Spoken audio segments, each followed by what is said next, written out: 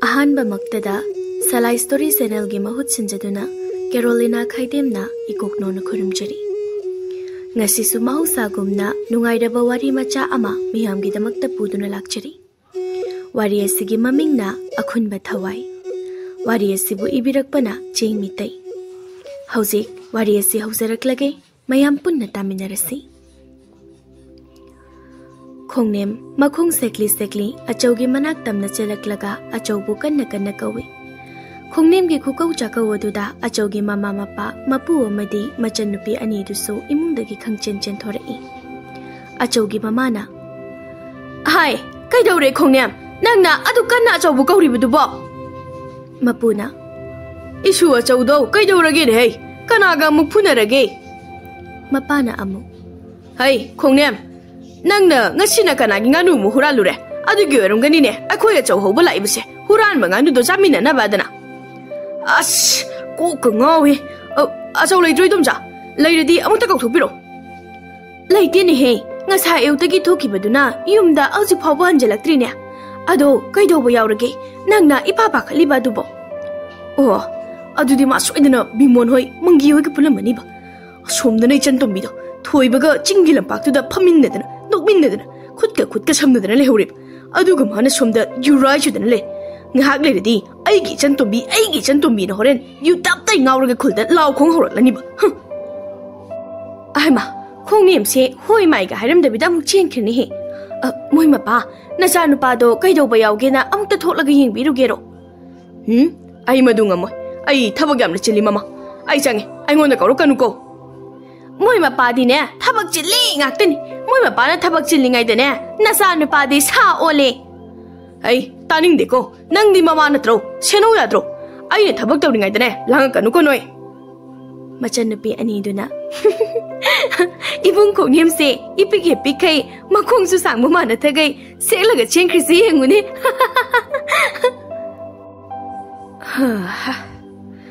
ai isu nupaga tinaba mama na ba singsi Jut chaba afaba mi amatta hektina dedako aduga isu achaushina karamba kanda wakhal taraktana pharakadoribnone nongai numi taba ma yu thakpa mi phunaba mingondagi pochai lakpa munba tawdana dum hekleida lekai gi mi singsisune achaula e haradi kidana maklaka nikpa yaunare ne se sumaina sum tawbudi isu se nongma natraga nongmadi awa phamda tarakani aduga aikhoi busu soidana awa phamda taraklani adudi aikhoi hoji isuna wakhal taraktana aphaba mi emo oiraknaba kari tawba tai machan nupi ani duna pupu aikhoi ta sause nupi thisinbiro nupi thiradi maina phajaraksani hoine aduna phadobo malene adudi isugi mau thiba horage aikhoi ta saugidi nupi leirabani pupu nupi nabudi yabidaba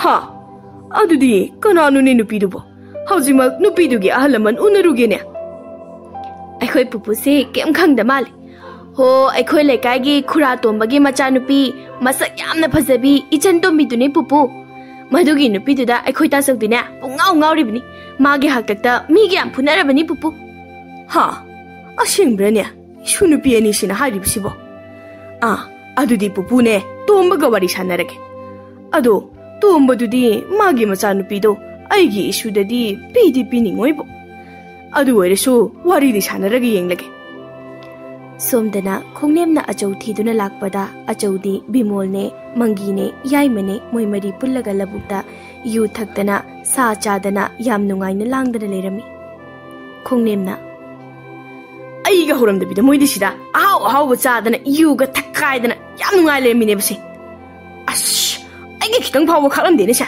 loi chakreba sisu yu na tene sidi isingne sa su yu su loi thakra male basi no sidi nabu su patte thibong se oga yaw he oiba bimolna ai khune ai khoi de nang lakpa gam tu odre mangina kai de uni ge khongnem de picture e pikladana yai mana Aide khongnem se sana oirabo iningdana thange tawrini ne khongnem na aina sanau maladi nangdi iroi tare ne ha Khongnem si sao kre ne. Sao raga haudong mali ne nang cha. Haudong man ba ina namai da khot laga hu ga ra di ko si ni do nang. Achona. Ash no ye ni thang si ni asan lo hai bro. Bimona. Ash asau sarok ladi suai da na pharak tar putar. Maru acha nang sawe ya de ko. No ye ni wachi do na ki ga bro. Aduga khone ngasai khai khoi se yam ngai ni yu thak ta na sa da le nang ek la pho de ne pharak ek ta tari nang ke ga chakro ne ai wai du di phacha de he ai bu mi to amagum na khan ba du de aduga idi maru ba chawda paw ma tam ge na lak pa noi gi yu thak pa da ne yet ke na lak pa na te ni bo kari paw na khone paw di nungai halu ko paw nungai ta di nang ngai gi kuta khara di charan yai mena Khongnem na bu kari paw nungai ba puraga lak toino da paw purak ba sar ga ne ai khoi gi leipam thire yoram ni ari ma khara cha phang ne ro na sha nang da na cha ba da di ai di chop tre ai ri ba ado cha ai gi paw se nung di nungai ro adu ga paw nungai te da na nang wona tam dra ga su ne nang nei ngon da dum phurani kari paw no ba sa sa hai ro ne du de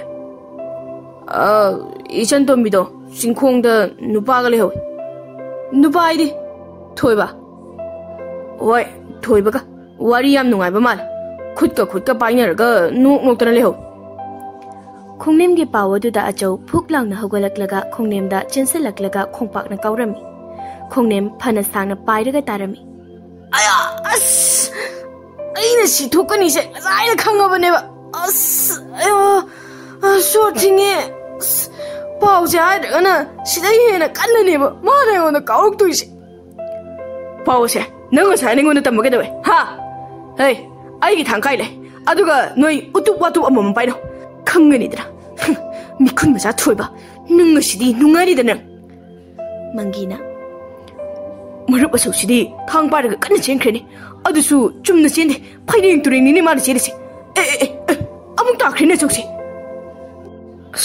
asu se yu ba chana thakram ni ne aduna ni ma na chum na chen ma gam resi adu di akhoi chau chau gi matung de inrasi Natradi ne chau se ngahan muke du mai na thoi ba ri bu pa duna swai na phubiram na ni ba yai mena lao du di khara thuna chau ta na se natradi ne hayeng ni sha hanara ka da achau nai khoi da muk thang yan ga har ka ni ba bimol na mashi pumba ichan du mi thokon ma ta ni ba ma nai khoi gi maru ba chau gi nu si ba sia bi ra di ne ai khoi gi achau se sumai na waram loi adu ga kari thoi ba ri bi se si nu pa si ga ai khoi mangon da kya rak no ba ai khoi gi khul da la ka no ichan du bi gi wakal tha do da na ri se adu phabuda mi usitadana adum lagai chan do bigu unabane phugena ai koina phana kanu honara sue thoibu noina khodun jila ekta phurami kari bu chabano khangti ma pangan bu yam kali ne wada mangina ma pangan na nate sarit sarasu yam ai bani pani da khongnem na oi mi di ai khoi do na yu thakpa phatta ba jinjak chaba na ti ni thoi ba ri bani pasi di ne apha ba jinjak chaba thang ta su mapu dagi fajana tamhori ba mini ni yai mena nang di magi maram de yam fajana bu khangi na khang di kaino ai khoi magi mapam do moi gi khun deni ni bimona ash wari ga le ko se achau do karom di sing khage lauri ka chil dagi achau na laurai ai sida lai ni ai sing kharo lam ta yam thuna mangina achau nang di de dori ba ai ngore khong thang mo thok adun tu chele adubu thoi ba ri bani pa se ai gi thang sina thilaga hat pe ngomdra ba ai ya chauna te yai mena ai di maru cho ijan do mi se mi ne puraga chal khidri ngai dana nang na hana farga la hora sisini ash ai hana sikhalu ne aduga ai gi ijan do bigi manakta ai bu yam tuna Mamanaba singduna achaubu lauri ka childagi singkhatlami aduga thoibaga ichan tombiga unariba chingkhong tamna laklami adubu moina chingkhong yorokpadadi thoibaga ichan tombiga do unaba loiduna thoibana ichan tom thoibaga haidune ba thoibana na irambagi soibne ba amukan gedudi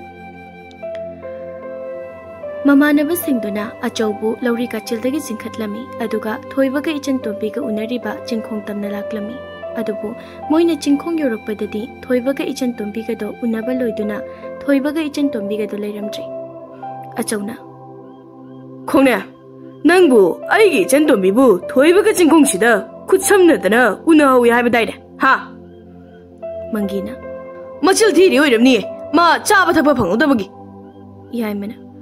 Mache, Mabugam Patamini, Ashinani, Makong Tang, Mamma, Dissy, Jawa Hindripsy. Kongnimna. A shingbin in Nacho, Moyanina Shida, Pamina, Galehoban Haba. A Tazagio, Moyanina Pamla Mamma Pamduni, how's you power, Napilo in a Kulisi. Aduga, Paragioto, how's you power Napising say, Pong Pong Sari. Shina, Isando Mina, Ikaidana, Tatana Bagurogani, Napi Maton Kay, Loya Tatanatarishi. Money. Songishi, Agi Chantomina Pamlam Pamnini. Bimona. Ha! Marubacho, Nandi, Adu de Chantomina Pamlamani, come on, Kandiba. Manam the Kangmani Nimero. Aigi Chantomigi, Haksangi Manamsi. On top, Nushikra. Yamena. I can't get my rose of city. Isn't Domina, Pamlambana Pisida, non Taragamadam Kasunamli. Mangina. Skangred, I call Maruba Sosi. Isn't Domigi Manam Laga, Adam Leoraj. Lobana, Toy Badi Benupadana, Adam Loki. Karieba. Nung, Natchin to the tongue to the Yanselo Habra. Ha! I get Chantomidi, Aigini, Aini Logani. Kanamata Lobiaro. Mangina. Aso, Island. I show you any, Nangi Tango, I won't do Jalakanova, Mashipumba, Kongname the Pautina Pirapagin, Mana Sinang and the Laga Hadi, Toibido, Tani, Allegation Tombido, I could give Marubacho on a Paraga Pukiabi, Achona. Hey, Konem, Nanga delay. Aso, I did no guide delay have a sukang the TV up a sutiram, Nuigi yum the Papa Changurani, Tazo Gorel, yum the hung, Nuina, I cangalam dana, 2 minutes you takleramaga. Aduga, Mange, Nang Achona, I Puana, Basilido, Shilakanova. I di, Noidona, Arimakara Takpachaba Pangneva, Achogi Matung inaba, Momana Donate. I di, Maruba Chogi, Chanto Bibu, Migio Kitanaba, questions and river, Achoga Singmorabni. Yamena. I quit the Ariambasaba Dragahine, Konimsa, Mashi Pura Siromasha. Konimna. Namla Puru Laune. Achona. Yare, Tumila, you know him. Aduga, Aina Hyderabose, Yamunata. Toy Bahari when you pass the lady Kadi, Aigi Chantomise, Aigoiba, Shumpang Pundarai. Aduna, Hayendagi Kongemna, Aigi Chantomise, questions in the Regaladoni. Aduga, I coy Marina Toy Bahari when you pass it. I coy the Lapanga, Hatoshi. Aduga, Turil Kumana from the Cressy. Adu everybody, Chantomidi, I mean the loaning momentum the low we are. No, you know, Yabra. Yadi Tali Harabine, Hojikaro. Tangshini Yalaga, Nui Hanatoki. Kongnamna. Idea Hana de Shu Chandomisha, Murubasogi Sheneraga, Atum Laiduni. Aduna idi, Achon Hadisia. Moy Humso. Ya, Kudi, Acho, Nanga Buharadi, Hoya, the higher Gidra, Nargalivin. Adocho, Toibudu, a Koi Marina Harpabu, Mungadrene. Achona. Haying the Gakoi, you Tapoyat. Taglabasu, Toy Bahalaba Matunda, Pina Takadaba. Madugi, Takpachaba Pumba, also win a loina putukari.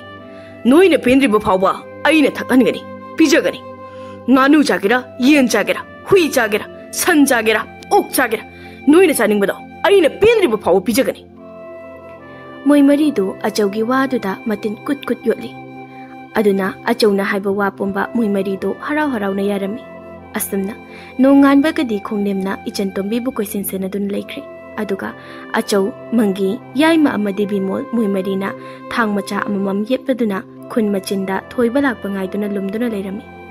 Adubu Toibadi, Jayolama Paraba Pawalak Lamdi.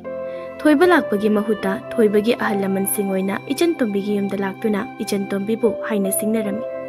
Aduga, Ahal Masan Yanaduna, Luhumbagi Matam Sulip Narami.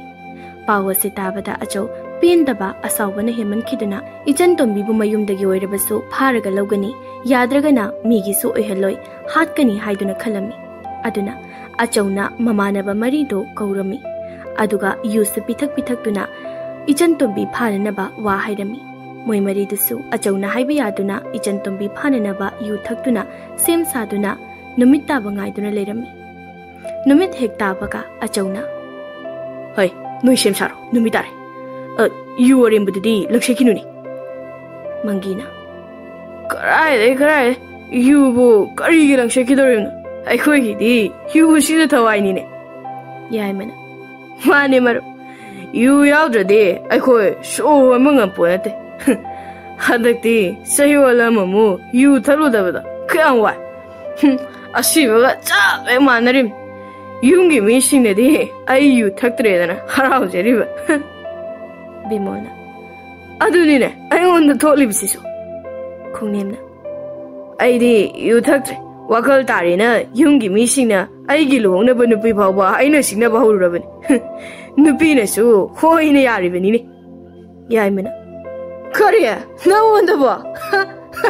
No wonderful. Karaman the Pina Athouba. Yarak la shoe, Yati Tamwi. She ran one of them TV, no big or any. Kunimna. None color pro, ha. I did Yati Tamasu. She ran one of them Tirasu, Amabuyari. Athouba and D, Pongzara Brava. Nandi, Nupi delighted than a Huyamon Power Ponglibo. Mangina. Call him the sorry.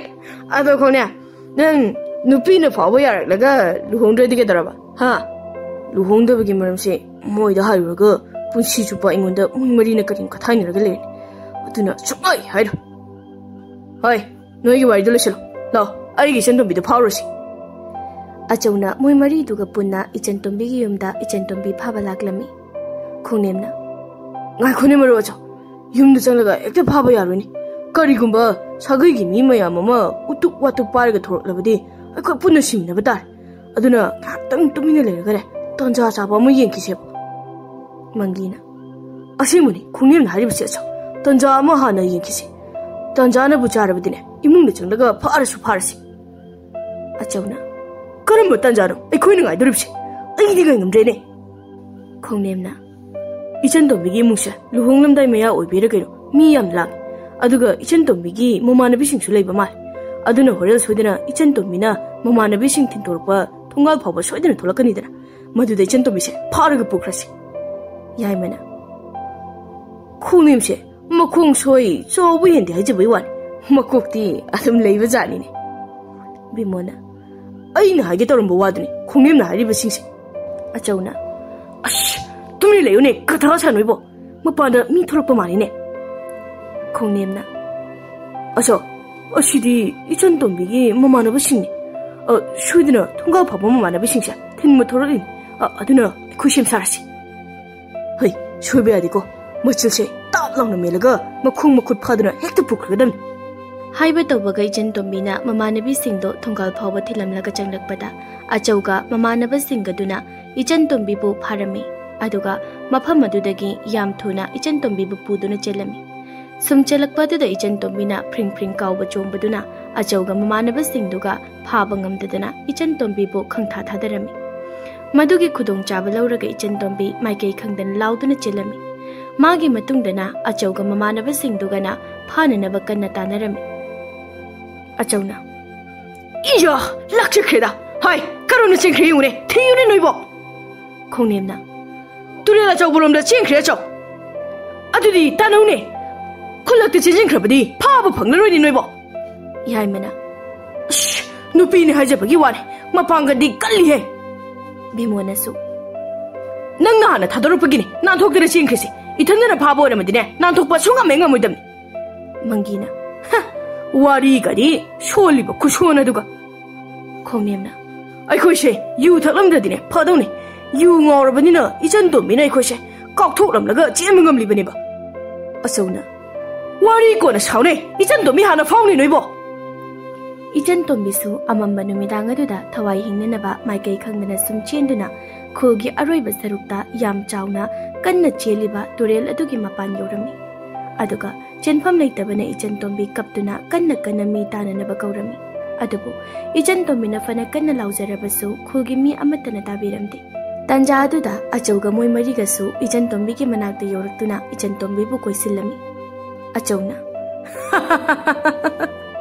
I sent to Vishay, Shenpum, soon later Malini Konya. Late Bocho, Manning the Sauraba to real Taba. Tarabadi, Adum Shiri, Aduga, Mangdana, a so lady.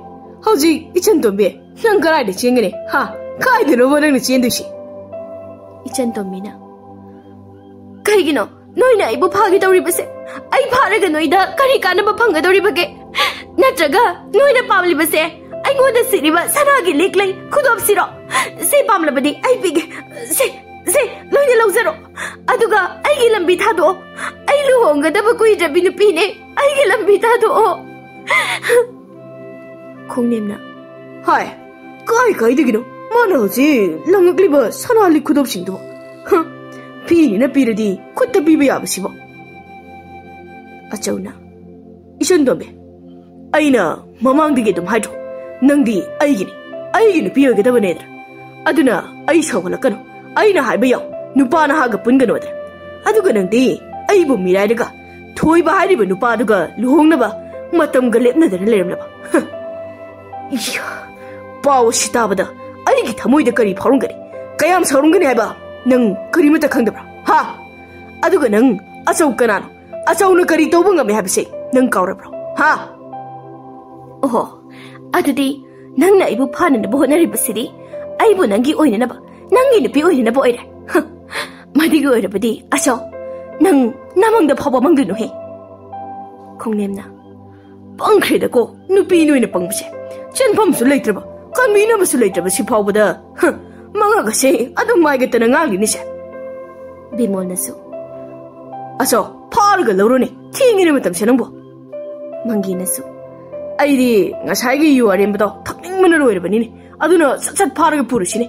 Ado ga, haraw ba pong dupoy na tahura siya ni yudo. Noy, ay hinagtalag silak ka no. Hek nagsilak pa da. Ay di, turila sila sang taraga, taway tagada ba ni kago. Wari ka di, ngamsungam lo dabda. Moi nupi gi tatse amu hawre yabse achawna pangana ni chandobe aine nangbu pharaga thine toge phuge habana tere aidi nangsi aigi punsigi luina bi oina aigi ungi mawoira nungaina thamge habani ni aduga nangnabu pamdradine yuse sungthuk thaklaroi aduga moi mariga su sungpun pullogi nangnabu yarati aduga nangna fana aina haiba yadabaso nang aigi nupidi Iwoy di oy rabani ni chen tombe. Apang mamanglane, nang nasaga chari ba manglan to. Ay di yamna koire, thoy bagi oy kiba. Aduna ay se, nang na pharaga punsi chupa na yum na thamlaba sune. Ay gi pukning hakchang di, ay gi thawai oy ba thoy ba mage dum oy dina mapok si magi laikhraga ni. Aduna nang nasaga chari ba manglan to. Lukhak manglan. Khonglemna. Shimadi phajapati he. Yai mena. Imai pema Tabada odo nuai te mai wasidia Mangina su Ai maruba so se lukha gondori badudia Yam phaja pati he Bimol na su Thoibena lai lermagi wari ni sidia Aduga ai gi maruba chawbuna apangba pajana sibiramagi wari ne banoi gisi Ish adudi kitang phajaba wari he Achawdo ichan tombigi wadu da sauringai duda mamanaba singi wasingduna hena asawba moi khirami Aduna acho masada yeblakliba thangsori edu satoplega ichan tombi da songsinduna mabukta thilami aduga ichan tombi bu turela duda laktani inthagirami ai gi oiba phangdabadi karamata ki soiba phangaloi hera aibu migi lu khakchaga da basaw achau hari base mayamdagi khwaidagi matik mayai leiba mi du buneni aduga ai gi manglan musu lukhak ki manglani kaitanaga khongnemna yamki achong nei chan tombise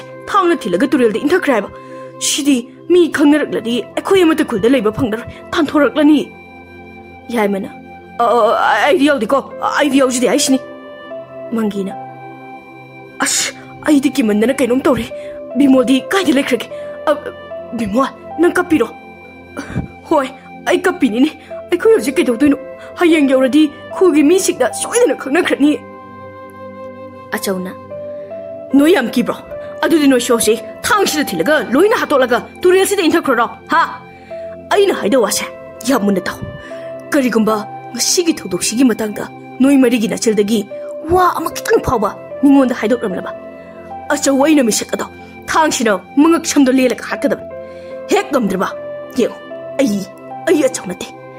Aduna hoji, nayumda tumina changnaga leirucho. Hayeng mina ikhoi ngarang karai de leiru haridine. Akhoi gi punpham aduda sha dana yu thaknaga puna lei haidana khumgada khangnadana noi mari asauge akiba tamthiba mong matawaduda mamanaba moi mari do kibana tumin leirami aduga yumda amuk hanaraklami ngahak leiragadi ichan tumbi yumda hanjilaktre mangkhre haidana ichan tumbi gi imung manung sagaina tei pumba koithi thinaram adubu ichan tumbi di phana thirabasu phangkhitri nongalagadi khuladuda ichan tumbi nupa topa maga chenkhre khara haina sakhangdaba mi singna pharamani khara haina tawdana ya langnarami adubu mama mapa machil manau singdi ichan tumbi bu thiba leplamdri somnana ichan tumbi gi hakchang ado kanna cheli baturel gi icheladuna ahing chupa asum chenthaduna purakpana nongalakpadadi leibak adugi arapa khungang amada maming leiraba yamna haiba amaiba ahalamagi masunupa pakhang thobana turel da ising sokpa kumtharakpada ichan tumbi gi hakchang ado thengnerami aishibu kyam kuina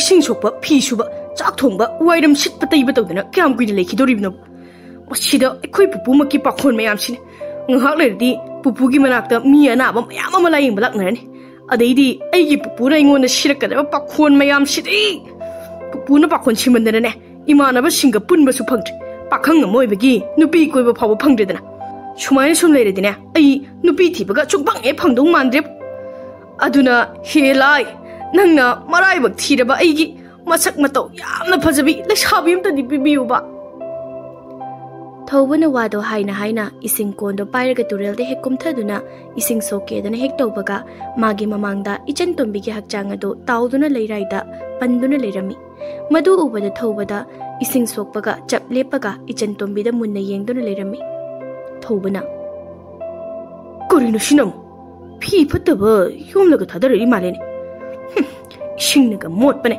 tankreda shidi khut yawini 미니니 누비니 시대 시부 시브로 거리노 헤라이 아이디 레샤비 마삭 파자비 아힝바 아이자바니 아시바 레샤비 아이바나 제데고 시디 가만히 동네 시대 시부 시르바자 나트가 미후부 레리자 로컬라기 옌라게 아이 시디 미후 레리네 시드리네 거이노 시나 에 그리고 포착금을 들려가 시레나 또래다 까우터라 보이더니 아두디 파래 누비의 시름다 보르가 부부다 누비의 시기 마트와시 간망음브라 하이버도 잉할라게 thobana ichan tombi hakchang ado turel adudagi laukhatlaga yumtana purakpado khullaikai mi singna ingangak na yengnarami aduga khullaikai mi singdusu thobagi matung inaduna loina laknarami thobana yum yorokpada mapu amaibadi pungak ngakri mapu amaibana isu thoba karino nangna purakliba dudi aduga pupuna lai khuramnaba ising sokla u haibadudi kaidoraba ha mawamana mama nasunupa na turelagi nupi ma khuleye aduni mana puraklibasi ha kari haiba midi sana lupa khunai hai aduga nangdi nupi oina khulaga puraklaba ado asibra ni hemi dubo pupo sidri mihu leiri pupo kari sidri mihu leiri haiba adudi imungda pusilo phamungda hipalo noi nupi mau ama ani da changno nupa na teko aduga isu thoba nangsu mapa na tho ising holu cho handakti turela chaluranu ko khogi pukri dagi oina ising do holo hoi pupo adu pupo hojik aina khulak punu pido siangano hingalu ko aina yam wana turela dagi khulaga purakni ba onthok pani da ko aigi suside ho pupu ne nupi sigi mathwai sei kanmangamri yenge ko mapu amaibana imungda ichan tombi bula yengba changkhibaga thauba ising sokba mukchatki asumna tha ama ani henjilakle mapu amaibana ichan tombi bula yengduna lerakli base adubu ichan tombi mihul chongli sidri haiba khaktamak oijarabasu asiba amagumna hojiksu leiri aduga thaubadi nungti numit khudingi ichan tombi mit panglakpra hawgatlabra haina sum yengjabaduna nongmagi thaubana ichan tombi bu nungsiba phawraklami mapu amaibana korino ne aigi anaba nupi macha dubu aigi anala yengsangda leiramdribasibo natraga wakhal taraktana magi mayum thiduna chhatkraba jalane thauba pupugi isu thauba nangbu karaide lege pupugi nakta amukta laun he tabro isu thauba nangbo tai pupu kari darogi pupu pupuna ipa bakhali budubo hoi pakhatrabadi karino ne isuna khulakpa nupi machado leitene nangbo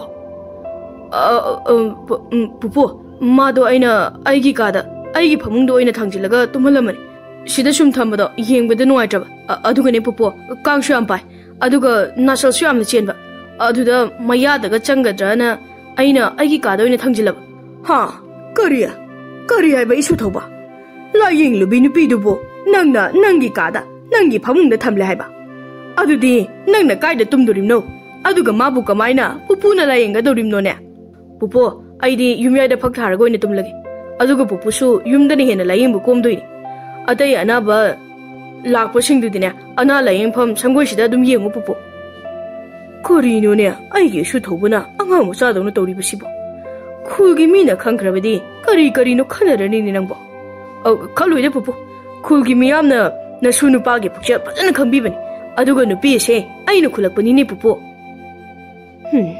si yoradi isu thoba se ngangnaba yararo nupi macha sisu kari khalibano khara thuna wakhal taraklabadi phagadamni ne aina mangonda matam changna layenglibasiga hairagadi asiba mi phawba anirak ahumlak hinglakpa yarabni ne hai adudi nang pupu na haiba hidak manasingdo hekluro pupu hidak semlaga thamge ko anaba asokpa haibasidine tamba ngamba nati hekta laksilaktorimni chalo hekto luro chalo hoi pupu aigi akhunba thawai gi kada pupu natana mi karamta changhalamganu ko ihe kamai tawne gi su thawbaside aigi akhunba thawai kaidana ga haini mase hoi changhaloi matu thiba yaraba mana angang dawna amuk tawbasidini aina nusiribase siba ngamdribase hayeng aigi isubu senabiba magi thamoibu khangbiba ngamba kanano matang laklabadi aigi hairiba ihei mayamase isu thawbada sinaramlaga lairam lenda leiriba maboki manakta mama mapagi manakta isu leiruba yarabani ne hai atei lairi nupi machadubu amta hana yengluge ne ibo mapu amaibado ichantombibu yengba thawbagi kada changki aduga thawbana chingda ana layengnabagi hidak semnanaba hidak mana thiba chakhirami asumna sumhaukibana tha ahum surakle thawbadi nonganbadagi numitaba ma ichantombigi manakta phamduna ichantombibu yengjiduna senajaduna adum leirami masu thawbagi matawado mapu amaibadi yamna sa nungaijaramde aduna masu thawbagi khanbada mapu amaibado yamna nungairamde mapu amaibana nupi masasi wakhal taraktana sumaina sum laikhrabadi aigi isuse kamai tawgani onthopani da aina tawgadoribase isu thawba nangbu kaidawragene pupu sinkita biyuba sendi karigino isu thawba nate chananaba chingcha ka leitrabra haiwani yam leirida pupu kaithena chatluge tawgani pupu kaithenda di kari leiba magi mafi marose yamole pupu ahanba phajaba ma sintopige aduga masase ising asabana nathopige pupu ha kari haiba mafi marose nangna sinbidoiro aduga masasu nangna nanthoppidoiro nate aina kamaina yadoino nupasu natana imabo kainana senabidoini mamangdasu imabo kainana sum siliduni wakhal gadi mina taraga isibu yam oktabadawna khankinaba thabakniba ado karaino sinkita piyoba pupu hoi pupu pigi sese nangna phajare khanjaba mafi maroldo hek leibiro ko adugane namabo kaina do hana kawramu ko hoi pupu ado pupu mi to pachanghalamganu ko hoi othokpani da ko higi suse yam thuna wakhal taraknaba nupi machasi yengdaba sukya hek yadre wakal hek tarakpaga isu thawbaga luhong thokpirage natrabadi aigi isu se ngauduna sakkiba tareba asumna chayol kharagi matungdadi nongma thawbana ichantombigi manakta phamduna ichantombigi nungsiba maithong adubu yengduna leiringaida aigi akhunba thawai nang mitpanglutuna wakhal tarakloi nangna wakhal tarakpa ngaibidane ai hanu dawribu ado nangbu kari ming kauge karai khuldagino aduga nangbu hatnanabu hotnariba misingdo kana masakto khanglabadi aina moisingdo lemnamta tharoi kaino sikita maima kuse lamthura ini kutsaga se kya fajarimni on pupu leitringai sida kutsase amta pairagi yeng Athouba ichen tombigi makutto hek paibaga ichen tombi na oina kanna Athouba makutta paisilaklami aduga ichen tombi choirol pharol pangang nanganglami maduda Athouba di pakhatpoi haraupoi mapubu kanna kanna kaurami mapusu Athouba kukaula kawaduda pakhatuna kanna sinsilai hai isu Athouba kaidorage ne hai imungda ka linjangnabrane pupu to aigi Akhunba Thawai sha wakhal darale choro sulole adugu to aigi khucha mana kana pasilakre thado haibaga yadreba aina thadoningdre pupu kariya nangna su thadoningdre haiba adudi thadokanu ko kana adum paihelu ko pupu mukti yenge kari no ne mana ngali bisingsiba mamit simatanga pangthoraklabadi phadawni ne si yoradi ei bab tare aigi sijinna rudraba mahaido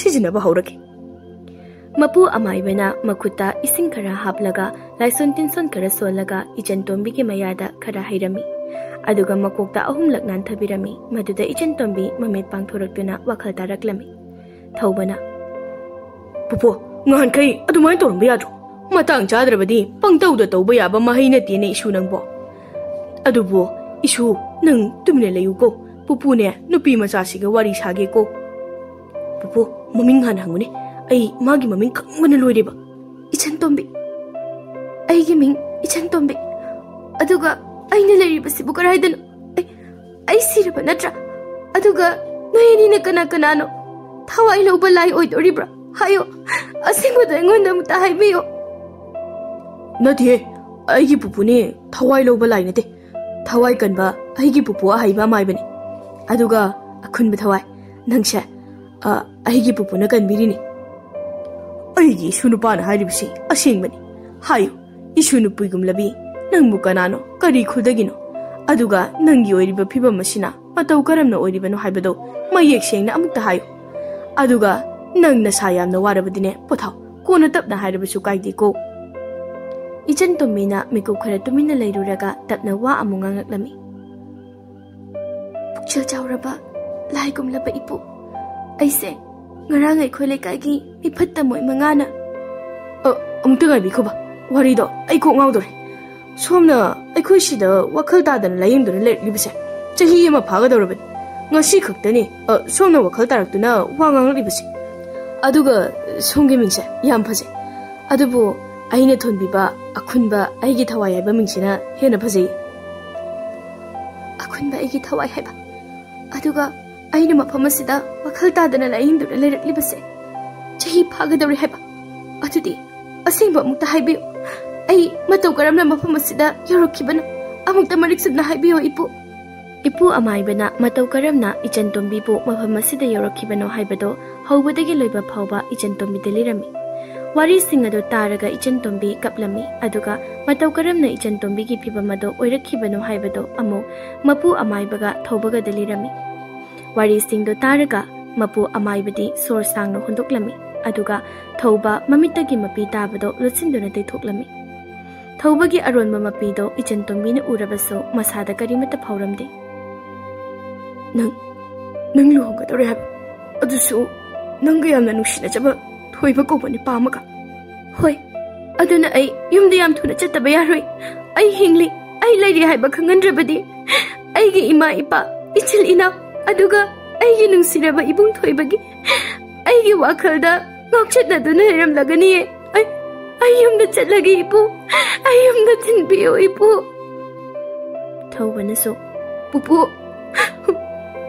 oh isu Athouba pupu bo hoji karino ne tawdoribasibo ipu aibu yumda thinbiyo pukchal chawbo ibu aibu yumda thinbiyo ipu gi ibungana aigi damakta wabiba aigi Thawai kanbiduna pukchal chawna hona biramliba kayase aigi punsine hingliba makhai kawba ngamda boijage aduga ipu gi awamansu matik chadana sugumdabi aina pisage aibu yumda hana mukta thinbiyo pupu ichen tombise mayung asemada thinbikrasi mama yumda chadinglamgani ma luhongdorabani mabu mayunggi misingna magi nusijaba thoibana wana ngaidro leramlagani pupu ma thinbikrasi pupu ma thinkrasi aduga nangi Akhunba Thawai na kamdauba pupugi su thauba isugi thamoidubu kari hairibage Pupu, Akhunba bu ai kamaina oigani. Mapu laktuna lawkhiba tabani. Aduga maman yamlaba Akhunba pochak ama bu mapuda amu sinakhiba haibase afaba pukchel chawba nasugi ithaudak natabrani Pupu. Pupugi shu thauba. Pupu bu kari hairisigene. Mapu masugi mataudo ichan tombina yengduna leirami adubu karino haibadi magi thamoina lawsinba khangba ngamlamde. Aduna ichan tombidi mabu yumda thinbiyo haiduna kaptuna ta leirami. Thaubana ichan tombigi mataudo yengba ngamdraduna mapuda ichan tombibu mayumda thinnanaba haijarami. Aduga thauba ichan tombiga amukainarani khallubada mamitagi mapi thingba ngamdana tumin tumina kaplami. Adubu mapu amaibasu pambai leitabana ichan tombibu haying nonganbaga mayumda thinbirage haina khalami. Aduna numitsimadi chakjara ama hauna chaminakisi haijiduna ichan tombida hairami. Ichan tombisu mapu amaibagi wadu yarami. Adubu mapu amaibana khwaidagi ngaklibadi ngasaidagi ichan tombiga thobagana paina kiba khut anido hausi phawba thadoknaramdaba sini. Aigi isusi wadauridana. Adudi Pupugi shu thauba Pupu sen pirage. Nangne kaithena chattuna nachan nupina chananaba nga achauba ahauba ma leirucho. Aduga aikhoi hum chakjara ahauba matang chamina hausi. Adudi shu thauba Pupugi mon makhadane sen leiramgani. Adudagi sen khara lauthoklagane kaithel-dagi nga leiruro. Kana kana no mapana yamna langnaribasina. Pupu umta yengluge ko. Mapuna mapana thokibaga thaubana ichan tombigi makhutta kanna paisiliba magi khutsaado tapna lauthoraklami. Ichan tombisu ingangakna mana kanna paisilamba thaubagi makhutto khanglo lauthoi. Adudi ai kaithena chatluge nang potharam khoko. Aigi Akhunba Thawai. Kaithen kyam lapke aisu lake. Lapde. Ado nang lakpa ngamloi. Nangdi tha kyagi matungda ngasida wakhal darakpani. Nasasu yamna solamkhini. Aduna potharam ai thuna lake. Ai lake ai ngamniye. Thaubana fana laktana ba hairabasu ichan tombina chatningba lakningba do ubada thaubana ichan tombibu makhut samduna mapanda puthoraklami. Mapudi sangoida anaba aruba ama lakpadagi yamna kanna yengli aduna thaubana ichan tombi puraga thorakpadu uramde. Ichan tombisu thaubagi makhut samduna thaubagi nusiraba khulladu yengjarami. Aduga khulgi mi singna ichan tombigi phazarba masakto ahanbu ubada chinsindana yengnarami. Lekai mi singna Thaubagi Akhunba Thawai sidi ontokna masak phazakhreda ko. Adu thauba magi makhuto punsi supa thadokbiganu ko. Adum chetna paibiyu mina amo khunjaki sani he. Mau amana mayumdaga thiluranuda numit aphaba ma yenglaga ne aikhoi mayam tawraga noi ani chawna luhong thopiraga loire kaidoge. Aigi Akhunba Thawai nang moi mayam harise nang shantoral amta khanganu ko. Khandi adoibu nang se khula sigi mi singsina yam nang sibi pamale ko. Aina pisa piklingai mirol tadringai matamda aigi imaga papagana aibu thanamlaga lairam lenda tinkibadagi khulla sigi ima iche ibok mayamna aibu nusina lobiduna chawna na biyopirake. Pupudi amai boibana anaba awaba kya senaringai da aibu phajana lobiba ngamkhide. Adudi ibo nangi ima babadi. Hoi aigi ima babaga lekhidre. Masak aidi khanghodre. Haudik leirise pupuga aigatani. Thaubagi mapi ira chena liba wari do taraga ichan tombi mapi thakiba khanghode. Asumna kaithel yeuduna thaubana nga leirami. Adubu kaithel phambi singna thaubaga ichan tombiga moi anigi matawado yamna nungsibana nga dana tana insang napi mayamama sen lautana piraklami. Aduga thaubaga ichan tombiga su yumda amuk halaklami. Moi anina yumda halakpado ubada mapu amaibadi pungak ngakre. Isu thauba karino nangna mabu kaithel puri dubo ha isu nupi sei tha kyagi matungda ngasida wakhal tarakpada ngari bani haibase nangbu kawrabro ha karigumba lambi lamkhangda phattanda thoklabadi kari oini isu thauba nangbo. Pupu aina lake na haibagini madi lakano na haibani aina inbani pupu. Aduga pupu ayamna kalli kokpudi kitang ngawe. Ngawdrabdi karino ne changoi mungda thuna pupu ne nasakana na bidak semlake ko. Hoi pupu. Ibung thauba chakto ai thongbige ko. Nang thongge ba yaroe pupu na chaini aduga nasa soli duga Horel chapunan leramdanaba. As naloye ai thongge ko ibungna nga sembiro oba aduga champut mayalamaga.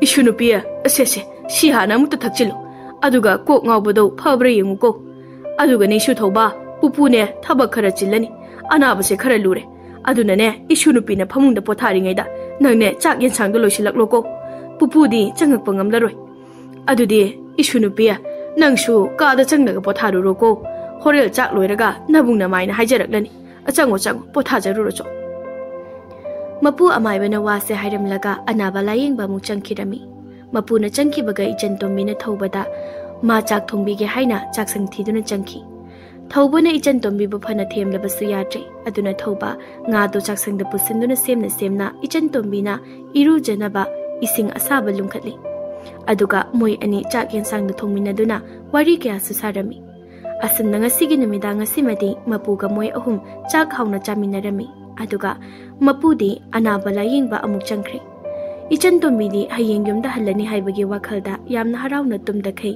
thobaga wari sanaduna leiri wari sana na ijan tombina magi thoibaga moi anigi nushiba wari su luhongbagi wari su yaurakli wari sina thobagi thamoi hena kairami aduna thoba mapilo sinduna tumsinnarami aima ibung thobase tumkhraba malene aidi thanta wari saraga leramena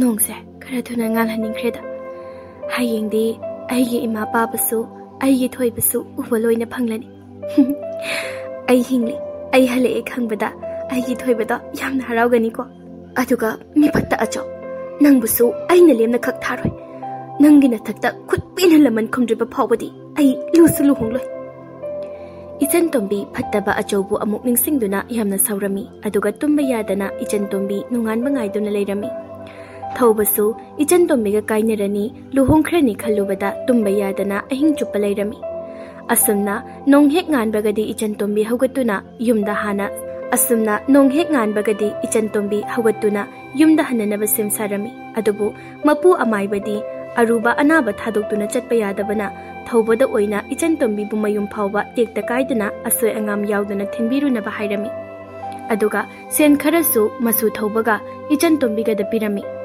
masu thobaga ijan tombiga su mapu amaibagi khongsoktuna khurumlamlaga mayumdagi mapugi sagol tongduna thoraklami ibo ibani na aigi khul yobada numitaraja numiti daroida thinglani adudi ibo nang aikhoida ngasi simadi laikhrasi hayeng nongalaga haloko natraga ibo nang numit khrani aikhoida laikhrasira ibung nai khoida lairabadi aigi ima babana yamna harawgani adudi yaroi aigi akhunba thawai yumda pupu mathanda anaba mayamduga yam wagani aduna ai nangbu asoi angam yaudana yum phawba thilamlaga ai yam thuna pupugi manakta handaba yaroi ado ibo ai karigino nangonda ibungna aigi akhunba thawai haina adum kauribade aigi mingdi ijan tombi kawe hairaga ijan tombi di nangi thoibagini aigi akhunba thawai ni nangse adudi ibungi mingsina najal aingonda kari haninglino ibo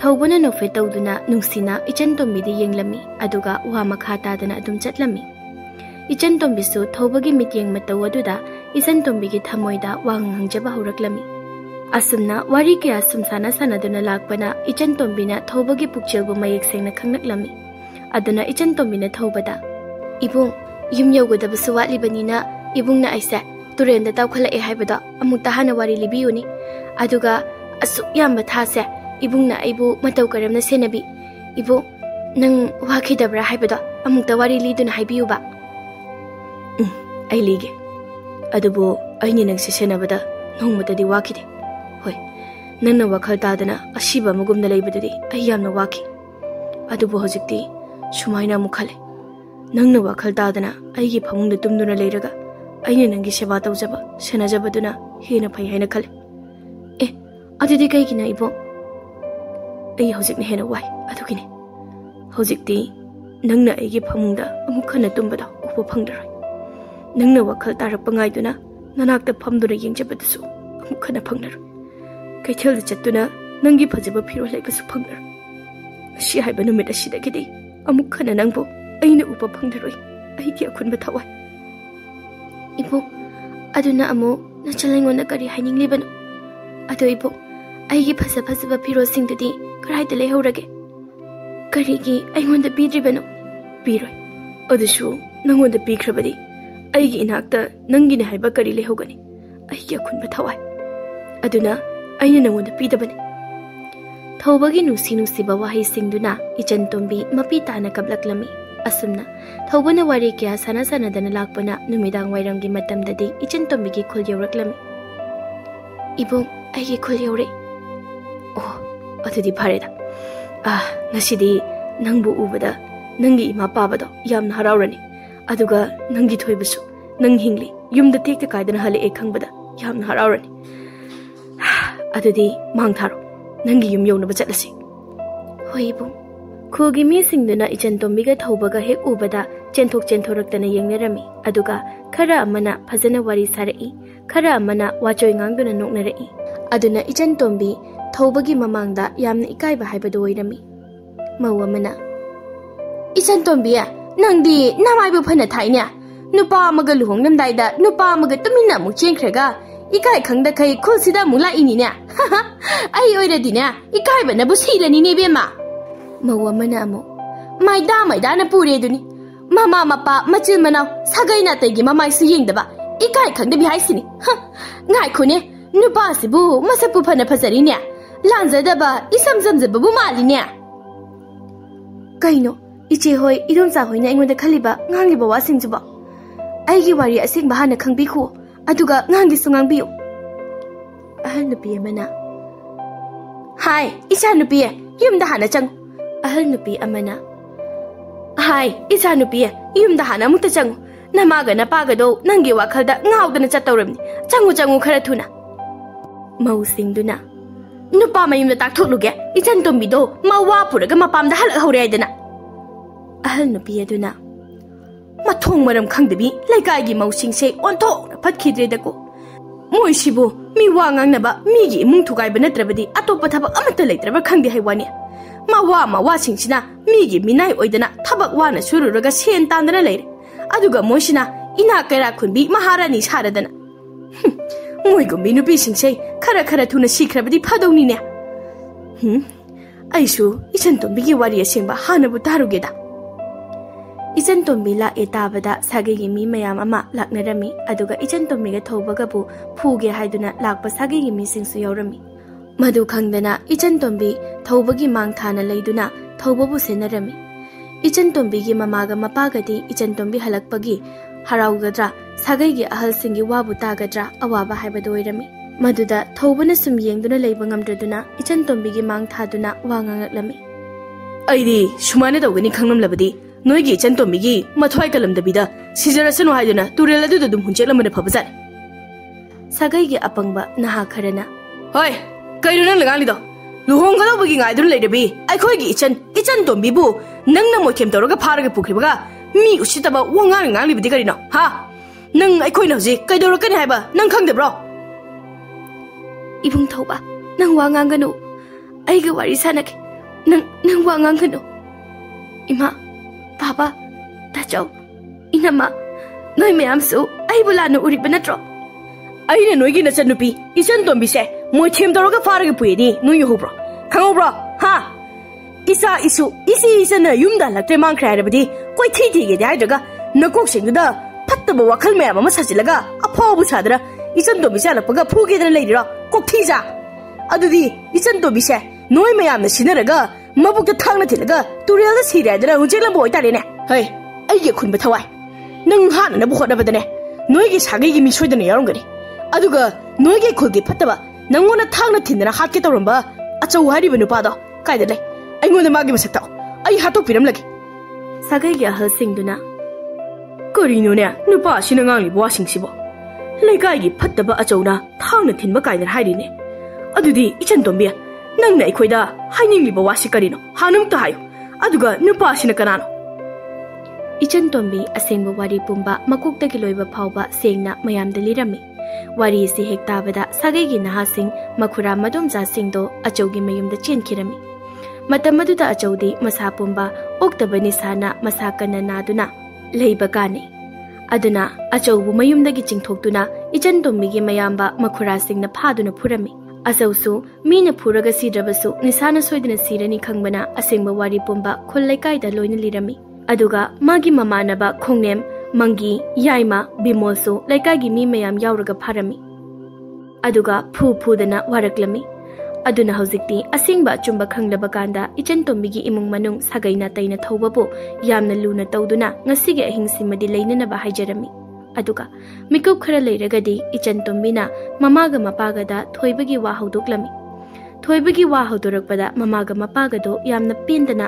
ꯌꯥꯝꯅ ꯁꯥꯎꯔꯗꯨꯅ ꯃꯄꯥꯅ "ꯏꯄꯥꯒꯤ ꯕꯦꯝꯃ, ꯅꯪꯒꯤ ꯂꯨꯍꯣꯡꯕꯗꯣ ꯀꯥꯏꯔꯦ ꯍꯥꯏꯗꯅ ꯊꯣꯏꯕꯗꯣ ꯍꯧꯖꯤꯛꯇꯤ ꯅꯨꯄꯤ ꯑꯃꯒ ꯂꯨꯍꯣꯡꯒꯗꯧꯔꯦꯅꯦ."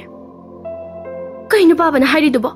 ꯑꯁꯦꯡꯕꯅꯤ ꯅꯄꯥꯅ ꯍꯥꯏꯔꯤꯕꯁꯤ꯫ ꯏꯆꯥꯅ ꯃꯐꯝ ꯈꯪꯗꯅ ꯃꯥꯡꯈꯤꯕꯒ ꯅꯨꯃꯤꯠ ꯈꯔꯅꯤ ꯂꯩꯔꯒ ꯃꯣꯏꯒꯤ ꯑꯍꯜ ꯂꯃꯟꯁꯤꯡ ꯂꯥꯛꯂꯒ ꯅꯄꯥꯗ ꯌꯥꯝꯅ ꯊꯤꯅ ꯆꯩꯔꯝꯃꯤ꯫ ꯏꯃꯥꯗꯁꯨ ꯊꯣꯏꯕꯒꯤ ꯃꯅꯦꯅ ꯇꯤꯟ ꯐꯥꯎꯕ ꯁꯤꯠꯆꯜꯂꯝꯃꯤ꯫ ꯃꯣꯏꯒꯤ ꯋꯥꯈꯜꯗꯁꯨ ꯅꯪꯁꯦ ꯅꯨꯄꯥ ꯑꯃꯒ ꯇꯨꯃꯤꯟꯅ ꯆꯦꯟꯈ꯭ꯔꯦ ꯍꯥꯏꯗꯨꯅ ꯊꯥꯖꯔꯝꯃꯤ꯫ ꯑꯗꯨꯅ ꯃꯣꯏꯕꯨ ꯈꯨꯜꯒꯤ ꯃꯃꯥꯡꯗ, ꯁꯥꯒꯩꯒꯤ ꯃꯃꯥꯡꯗ ꯑꯩꯈꯣꯏꯅ ꯏꯀꯥꯏꯕ ꯄꯤꯕꯤꯔꯦ꯫ ꯑꯩꯈꯣꯏꯅ ꯃꯣꯏꯒꯤ ꯁꯥꯒꯩꯒꯤ ꯃꯥꯏ ꯈꯨꯍꯜꯂꯦ ꯁꯤꯅꯤꯗꯅ꯫ ꯑꯗꯨꯒ ꯅꯨꯃꯤꯠ ꯈꯔꯅꯤ ꯂꯩꯔꯒ ꯊꯣꯏꯕꯗꯣ ꯌꯨ ꯇꯞ ꯇꯥꯕ ꯃꯈꯩ ꯊꯛꯆꯤꯜꯂꯒ ꯅꯆꯥꯅꯨꯄꯤ ꯑꯣꯛꯇꯕꯤꯅꯤ ꯍꯥꯏꯗꯅ ꯌꯥꯝꯅ ꯂꯥꯎ ꯈꯣꯡꯗꯅ ꯇꯧꯔꯝꯃꯤ꯫ ꯈꯪꯗꯦ, ꯋꯥꯔꯤ ꯌꯥꯝꯅ ꯂꯩꯈ꯭ꯔꯦꯗ ꯏꯕꯦꯝꯃ." ꯏꯆꯟꯇꯣꯝꯕꯤꯒꯤ ꯃꯃꯥꯒꯤ ꯋꯥꯗꯣ ꯇꯥꯕꯗ ꯊꯧꯕ ꯏꯆꯟꯇꯣꯝꯕꯤꯒꯤ ꯈꯜꯂꯒꯗꯤ ꯌꯥꯝꯅ ꯅꯨꯡꯉꯥꯏꯔꯝꯗꯦ꯫ ꯑꯗꯨꯕꯨ ꯏꯆꯟꯇꯣꯝꯕꯤ ꯂꯨꯍꯣꯡꯗꯔꯣꯏ ꯍꯥꯏꯕꯒꯤꯗꯤ ꯌꯥꯝꯅ ꯍꯔꯥꯎꯔꯝꯃꯤ꯫ ꯑꯁꯨꯝꯅ ꯋꯥꯔꯤ ꯁꯥꯟꯅꯗꯅ ꯅꯨꯃꯤꯠꯁꯤꯃ ꯍꯧꯈꯤ꯫ ꯅꯣꯡ ꯉꯥꯟꯕꯒꯗꯤ ꯑꯆꯧꯒ ꯃꯥꯒꯤ ꯃꯃꯥꯟꯅꯕ ꯃꯔꯤꯗꯨꯒ ꯈꯨꯜꯗ ꯀꯧꯈꯠꯂꯒ ꯑꯍꯜ ꯂꯃꯟꯁꯤꯡꯅ ꯋꯥꯌꯦꯜꯂꯕ ꯃꯇꯨꯡꯗ ꯄꯥꯡ ꯇꯤꯡꯗꯨꯅ ꯌꯥꯝꯅ ꯊꯤꯅ ꯐꯨꯔꯝꯃꯤ꯫ ꯑꯗꯨꯒ ꯃꯃꯥꯟꯅꯕ ꯃꯔꯤꯗꯨꯅ ꯈꯨꯜꯗꯒꯤ ꯄꯨꯟꯁꯤ ꯆꯨꯞꯄ ꯇꯥꯟꯊꯣꯛꯂꯝꯃꯤ꯫ ꯑꯗꯨꯒ ꯑꯆꯧꯕꯨꯅ ꯃꯔꯥꯜꯒꯤ ꯃꯇꯨꯡ ꯏꯟꯅ ꯀꯣꯅꯨꯡꯗ ꯄꯨꯗꯨꯅ ꯀꯩꯁꯨꯝꯁꯪꯗ ꯄꯨꯟꯁꯤ ꯆꯨꯞꯄꯒꯤ ꯅꯝꯁꯤꯟꯗꯨꯅ ꯊꯝꯈꯤꯔꯝꯃꯤ꯫ ꯑꯗꯨꯒ ꯊꯧꯕꯁꯨ ꯌꯨꯝꯗ ꯍꯟꯅꯅꯕ ꯁꯦꯝ ꯁꯥꯔꯝꯃꯤ꯫ "ꯑꯩꯒꯤ ꯑꯈꯨꯟꯕ ꯊꯋꯥꯏ, ꯑꯩ ꯌꯨꯝꯗ ꯄꯨꯄꯨꯒꯤ ꯃꯅꯥꯛꯇ ꯑꯃꯨꯛ ꯍꯜꯂꯒꯦ꯫ ꯉꯁꯤ ꯍꯥꯏꯕ ꯅꯨꯃꯤꯠꯁꯤꯅ ꯅꯪ ꯑꯩꯒꯤ ꯑꯔꯣꯏꯕ ꯍꯥꯏꯕꯗꯣ ꯑꯣꯏꯔꯕ ꯃꯥꯜꯂꯦ꯫ ꯀꯔꯤꯒꯨꯝꯕ ꯂꯥꯏꯕꯛꯇ ꯇꯝꯂꯝꯗꯅ ꯅꯪ ꯑꯩ ꯑꯃꯨꯛ ꯊꯦꯡꯅꯕ ꯊꯣꯛꯂꯕꯗꯤ ꯅꯪ ꯋꯥꯔꯝꯒꯅꯨ, ꯅꯥꯔꯝꯒꯅꯨ, ꯍꯔꯥꯎꯅ ꯃꯣꯃꯣꯟ ꯅꯣꯛꯅ ꯅꯨꯡꯉꯥꯏꯅ ꯂꯩꯕ ꯑꯣꯏꯔꯝꯃꯨꯀꯣ꯫ ꯑꯗꯨꯗꯤ ꯑꯩ ꯑꯃꯨꯛ ꯆꯠꯂꯒꯦꯀꯣ ꯏꯆꯟꯇꯣꯝꯕꯤ." ꯊꯧꯕꯒꯤ ꯑꯔꯣꯏꯕꯗ ꯑꯩꯒꯤ ꯑꯈꯨꯟꯕ ꯊꯋꯥꯏ ꯀꯧꯔꯝꯗꯅ ꯏꯆꯟꯇꯣꯝꯕꯤ ꯍꯥꯏꯅ ꯀꯧꯔꯝꯂꯒ ꯁꯒꯣꯜꯗ ꯀꯥꯈꯠꯈꯤꯕ ꯑꯗꯨꯗ ꯏꯆꯟꯇꯣꯝꯕꯤ ꯌꯥꯝ ꯊꯥꯖꯗꯅ ꯈꯪꯁꯥꯎ ꯁꯥꯎꯔꯝꯃꯤ꯫ "ꯏꯕꯨꯡ, ꯀꯔꯤꯒꯤꯅꯣ ꯑꯩꯒꯤ ꯑꯈꯨꯟꯕ ꯊꯋꯥꯏ ꯍꯥꯏꯅ ꯏꯕꯨꯡꯅ ꯑꯩꯉꯣꯟꯗ ꯀꯧꯔꯝꯗ꯭ꯔꯤꯗꯤ?" "ꯍꯧꯖꯤꯛꯇꯤ ꯅꯪ ꯃꯌꯥꯝꯒꯤ ꯏꯆꯟꯇꯣꯝꯕꯤꯅꯤ, ꯑꯩꯒꯤ ꯑꯈꯨꯟꯕ ꯊꯋꯥꯏ ꯑꯣꯏꯗ꯭ꯔꯤ꯫ ꯑꯗꯨꯅ ꯑꯩꯅꯁꯨ ꯅꯪꯒꯤ ꯑꯁꯦꯡꯕ ꯃꯤꯡꯂꯦꯟꯗꯣ ꯀꯧꯔꯝꯕꯅꯦ." "ꯃꯌꯥꯝꯒꯤ ꯏꯆꯟꯇꯣꯝꯕꯤ ꯑꯣꯏꯔꯁꯨ ꯅꯪꯒꯤꯗꯤ ꯑꯩꯁꯦ ꯅꯪꯒꯤ ꯑꯈꯨꯟꯕ ꯊꯋꯥꯏ ꯅꯠꯇ꯭ꯔꯣ? ꯅꯪꯁꯨ ꯍꯥꯏꯗꯨꯗꯤ." "ꯃꯥꯅꯦ, ꯑꯩꯒꯤꯗꯤ ꯅꯪꯁꯦ ꯑꯩꯒꯤ ꯑꯈꯨꯟꯕ ꯊꯋꯥꯏꯅꯤ." "ꯑꯗꯨꯗꯤ ꯑꯩꯒꯤ ꯑꯈꯨꯟꯕ ꯊꯋꯥꯏ ꯍꯥꯏꯅ ꯀꯧꯔꯝꯕ ꯀꯩꯗꯧꯕꯒꯦ?" "ꯑꯩ ꯆꯠꯂꯒꯦ ꯑꯩꯒꯤ ꯑꯈꯨꯟꯕ ꯊꯋꯥꯏ, ꯅꯥꯗ ꯌꯦꯛꯇꯅ ꯑꯋꯥꯕ ꯀꯔꯤꯅꯣ ꯃꯁꯛ ꯈꯪꯗꯅ ꯅꯨꯡꯉꯥꯏꯅ ꯂꯩꯕ ꯑꯣꯏꯌꯨꯀꯣ꯫ ꯑꯗꯨꯒ ꯊꯣꯏꯕꯗꯒꯤ ꯍꯦꯟꯅ ꯐꯕ, ꯅꯪꯕꯨ ꯊꯃꯣꯏ ꯁꯦꯡꯅ ꯅꯨꯡꯁꯤꯖꯕ, ꯅꯪꯕꯨ ꯈꯪꯕꯤꯕ ꯃꯤꯁꯛ ꯑꯃ ꯐꯪꯕ ꯑꯣꯏꯖꯔꯣꯀꯣ." ꯋꯥꯍꯩꯁꯦ ꯍꯥꯏꯔꯝꯂꯒ ꯊꯧꯕꯅ ꯏꯆꯟꯇꯣꯝꯕꯤꯒꯤ ꯑꯍꯜ ꯂꯃꯟꯁꯤꯡꯗ ꯆꯠꯅꯅꯕꯒꯤ ꯑꯌꯥꯕ ꯂꯧꯔꯝꯂꯒ ꯊꯧꯕ ꯁꯒꯣꯜ ꯇꯣꯡꯗꯨꯅ ꯆꯠꯈꯤꯔꯝꯃꯤ꯫ ꯊꯧꯕꯅ ꯍꯦꯛ ꯆꯠꯈꯤꯕꯒ ꯁꯨꯝ ꯂꯥꯞꯊꯣꯛꯈꯤꯕꯒ ꯏꯆꯟꯇꯣꯝꯕꯤ ꯁꯨꯝ ꯀꯞꯄ ꯍꯦꯜꯂꯛꯂꯝꯃꯤ꯫ ꯏꯆꯟꯇꯣꯝꯕꯤꯒꯤ ꯊꯥꯖꯗꯅ ꯀꯔꯤꯅꯣ ꯍꯥꯏꯐꯝ ꯈꯪꯗꯕ ꯊꯧꯕꯕꯨ ꯅꯨꯡꯁꯤꯕ ꯃꯥꯟꯕ ꯃꯇꯧ ꯑꯗꯨꯗ ꯃꯃꯥꯒ ꯃꯄꯥꯒꯅ ꯏꯆꯟꯇꯣꯝꯕꯤꯗ ꯊꯧꯕꯁꯦ ꯀꯃꯥꯏꯅ ꯇꯧꯕ ꯃꯤꯅꯣ ꯍꯥꯏꯗꯨꯅ ꯍꯪꯂꯝꯃꯤ꯫ ꯃꯗꯨꯗ ꯏꯆꯟꯇꯣꯝꯕꯤꯅ ꯊꯧꯕꯒꯤ ꯃꯕꯨꯛꯆꯦꯜ ꯁꯦꯡꯕ, ꯃꯥꯕꯨ ꯀꯣꯏꯁꯟ ꯁꯦꯟꯅꯖꯕ, ꯃꯥꯒꯤꯗꯃꯛꯇ ꯋꯥꯖꯔꯛꯄ ꯃꯌꯥꯝꯗꯣ ꯍꯥꯏꯔꯝꯃꯤ꯫ ꯋꯥꯔꯤꯁꯤꯡ ꯑꯗꯨ ꯂꯤꯕ ꯂꯣꯏꯕꯒ ꯏꯆꯟꯇꯣꯝꯕꯤꯁꯨ ꯊꯧꯕꯅ ꯃꯥꯕꯨ ꯀꯌꯥꯝ ꯅꯨꯡꯁꯤ, ꯀꯌꯥም ꯄꯥꯝꯖꯩ ꯍꯥꯏꯕꯗꯣ ꯈꯪꯂꯛꯂꯝꯃꯤ꯫ ꯑꯗꯨꯅ ꯍꯦꯟꯅ ꯀꯞꯂꯛꯂꯝꯃꯤ꯫ "ꯑꯣꯟꯊꯣꯛꯅꯁꯨ ꯄꯪꯉꯤꯗꯀꯣ ꯏꯃꯥꯒꯤ ꯏꯕꯦꯝꯃ ꯅꯪꯁꯦ꯫ ꯑꯁꯨꯛ ꯌꯥꯝꯅ ꯃꯃꯜ ꯌꯥꯝꯂꯕ, ꯃꯅꯤ ꯃꯨꯛꯇꯥꯒꯨꯝꯂꯕ ꯊꯧꯕꯁꯤꯒꯤ ꯅꯨꯡꯁꯤꯕꯁꯤ ꯃꯁꯛ ꯈꯪꯗꯅ ꯁꯅꯥ ꯃꯥꯟꯕ ꯀꯣꯔꯤ ꯊꯣꯏꯕꯒꯤꯗꯃꯛꯇ ꯅꯪꯅ ꯆꯦꯜꯂꯛꯂꯤꯕꯅꯤꯅꯦꯀꯣ." "ꯊꯧꯕꯗꯨꯕꯨ ꯀꯔꯥꯏ ꯌꯧꯔꯝꯂꯅꯤ? ꯑꯩ ꯇꯥꯟꯅꯔꯒ ꯈꯥꯝꯂꯨꯁꯤꯔꯅꯦ?" "ꯀꯔꯤꯅꯣ ꯍꯦ ꯃꯄꯥ, ꯅꯪꯅ ꯃꯔꯣꯜ ꯑꯃ!" "ꯍꯥꯏ, ꯀꯅꯥꯅꯣ ꯊꯣꯡꯒꯥꯜꯗ ꯁꯒꯣꯜ ꯃꯈꯣꯜ ꯑꯃ ꯇꯥꯔꯤꯕꯁꯤꯕꯣ? ꯊꯧꯕꯗꯣ ꯑꯃꯨꯛ ꯍꯜꯂꯛꯂꯤꯔꯅꯦ?" "ꯑꯁꯦꯡꯕ꯭ꯔꯣ ꯄꯥꯄꯥ?" "ꯅꯠꯇꯦꯍꯦ, ꯊꯣꯏꯕꯅꯤꯅꯦ." "ꯀꯔꯤ ꯋꯥꯈꯜꯗ ꯑꯁꯤꯅ ꯑꯃꯨꯛ ꯂꯥꯛꯏꯅꯣ? ꯃꯃꯥꯏꯁꯤꯗ ꯑꯣꯟꯗꯅ ꯈꯨꯄꯥꯛꯁꯤꯗ ꯑꯃꯨꯛꯇꯕꯨ ꯊꯥꯒꯦꯅꯦ꯫ ꯀꯔꯤꯒꯤꯅꯣ ꯏꯆꯟꯇꯣꯝꯕꯤꯁꯤꯅ ꯊꯣꯏꯕ ꯂꯥꯛꯑꯦ ꯍꯥꯏꯕꯗ ꯄꯥꯏꯈꯩ ꯆꯦꯟꯊꯣꯛꯈ꯭ꯔꯤꯁꯤꯅ? ꯃꯁꯤꯒꯤ ꯅꯨꯄꯤꯁꯦ ꯌꯥꯝ ꯄꯪꯉꯤꯗ ꯃꯁꯤ, ꯇꯛ ꯇꯥꯡꯈꯩ ꯐꯨꯗꯠꯄꯕꯨ ꯃꯁꯤ." "ꯉꯥꯏꯈꯣꯅꯦꯍꯦ ꯏꯕꯦꯝꯃ ꯅꯪꯕꯣ!" ꯃꯄꯥꯅ nang masigi nupasina amuk luhong sa haraklabadi ay di yaroy ko. Aduga nangsu yumda laiba yaro he. Isan Tombi imungdagi chenthorakpado ubada thoibado yamna haraurami. Ay isan Tombi se ay lakpa ubada kiyada harauzana chenthoraklinane. Isan Tombi na ay nungsijabasidi karihida sangdamnagani. Isan Tombi ay gi hojikti nanggi asengba wari loina khanglin. Nang landi nang oktabi nate. Nangdi ay bu thamoi sena nungsijabani. Ay gi Isan Tombi lao ay nangbu lawba laklabani. Lao ay yumda chatlasi. Isan Tombi thoibada laktani inthoraklaga thoibagi sagoladada phallauna tongkhatki. Thoibana Isan Tombi se ay ngonda ikaidana oinari malin. Aduga ay gi sagolsida masana khangna phallauna chamkhakhene. Isan Tombi ngai khune ay se tongkhalakene. Korea nangu mana su chongkhalo he ada. Namari la tinja khoma masisilakan to ani. Korea ba ay bu Korea ne ba. Aduga Korea tinja khoma ma sisilakane ba. Mai se oinari ro karin ai paaba mata silakre de Isan Tombi. Thoibana Isan Tombi kauraga changba duda sagolna thoibada dik launa kausilamlaga Isan Tombi thobagi matung inaduna kanna thauki. Aduga thoibana sor thingduna tharomaro onduna lehawi. Mamana Imagi bema karaiduna nangna chalibadubo. Mapana su Hai ipagi bema karina nangna tawriba sibo. Baba Ima ai kori pamdre aduna mani muktagi manakta chatle. Mamaga mapaga do aha adudi khara kana thaune hai. Ai karino kori sina chor thinglir karino khongbal sida tharo maro go olibsina. Thoibana Ashira aduga kari warino kori pamdre mani mukta oina pamle harisibo. Mama Mamaga mapagana kona tapna khanglakani kori manba ibungo.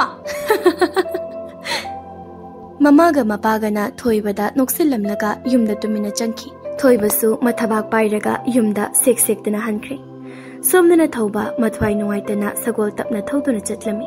Mikup kharagi matungdadi Isan Tombina kanna tanaraktuna thaubagi manak yauraklami. Isan Tombina Ibung ngai kho aisu ibungi matung injaraklage. Hai aini taribu khonjasibu asembrane. Isan Tombi nangni kamaina? Ai Isan Tombi nate nangi Akhunba Thawai dune aduna ai Akhunba Thawai haina kauro adusu punsi supagi. Ha amuka hayune aduga nangna hariba wado punsigani asengmani haina aibu thajahalo. Ho aise nangi Akhunba Thawai ne haiba adusu punsigi mapoksimagi. Wasi haiduna Isan Tombina sagoldagi kumtharaktuna thaubana tongliba sagoladada kakhatuna tonglami. Aduga thaubagi yumtamna sagoladu punna tongminaduna yam harauna chatkirami.